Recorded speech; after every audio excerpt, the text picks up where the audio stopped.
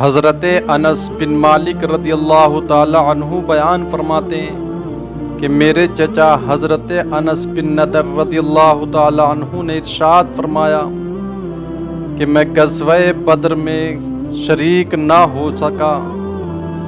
بہت افسوس کے ساتھ جب میری ان سے ملاقات ہوئی تو انہوں نے ارشاد فرمایا کہ اب اگر پھر اللہ نے مجھے کسی غزوے میں شرکت کا موقع عنایت فرمایا تو دیکھے گا میں کس بہادری سے لڑوں گا۔ تو حضرت انس بن مالک رضی اللہ تعالیٰ عنہ بیان فرماتے ہیں کہ پھر جب غزوہ احد کا موقع آیا، حضرت انس بن نضر رضی اللہ تعالیٰ عنہ کو شرکت کا موقع عنایت ہوا۔ جب آپ غزوہ بدر میں شریک نہ ہو سکے، غزوہ احد میں جب شرکت کا موقع ملا تو کہتے ہیں کہ کچھ لوگ جو ہے تو بھاگنے لگے۔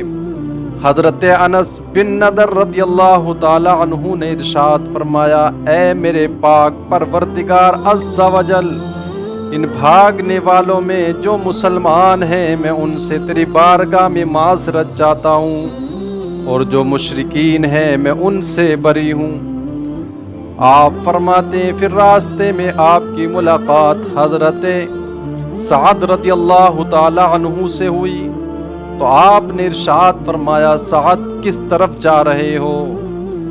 قسم ہے اس رب کائنات کی جس کے قبضہ قدرت میں انس بن نضر کی جان ہے کہ میں جنت کی خوشبو محسوس کر رہا ہوں احد پہاڑ کے قریب۔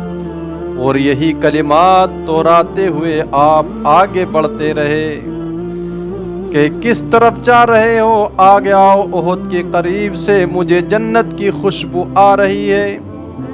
اب کہتے ہیں آگے بڑھ رہے تھے اور بار بار یہی کلمات کہہ رہے تھے، واہ واہ جنت کی کیسی ہوا، پاکیزہ خوشگوار و عمدہ ہوا ہے۔ یہی کلمات کہتے کہتے آگے بڑھتے رہے اور لڑتے لڑتے آپ شہید ہو گئے۔ حضرت سعد رضی اللہ تعالی عنہ بیان فرماتے ہیں کہ جتنی جواں مردی اور جابازی کے ساتھ جو کارنامے حضرت انس بن نضر نے انجام دیے، ہم میں سے وہ کوئی بھی نہیں کر سکتا، ہم وہ کام نہ کر سکے۔ کہتے ہیں آپ رضی اللہ تعالی عنہ میدان احد میں شہید ہو گئے جنگ احد کے اندر، اور بار بار یہی کلمات دہراتے رہے کہ جنت کی ہوا کیسی عمدہ پاکیزہ خوشگوار ہوا ہے۔ حضرت سعد کا بیان ہے، جب ہم نے ڈھونڈنا تلاش کرنا شروع کیا تو آپ کی نعش کو ہم نے شہیدوں میں پایا۔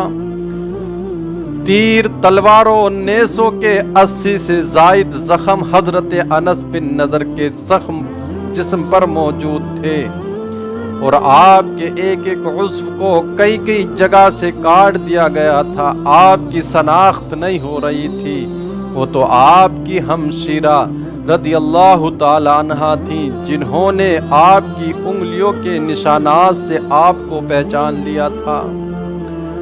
تو اللہ والے کہتے ہیں حضرت انس بن مالک رضی اللہ تعالی عنہ کہ میرے چچا شہید ہو گئے، اور جب ان کی نعش کو ہم نے پایا تو ہماری زبان پر یہی آیت کریمہ جاری تھی، رجال من المؤمنین رجال صدقوا ما عاهدوا اللہ علیہ، کہ مومنین میں کچھ وہ مرد ہیں کہ جنہوں نے اللہ سے جو وعدہ کیا اس کو پورا کر دیا۔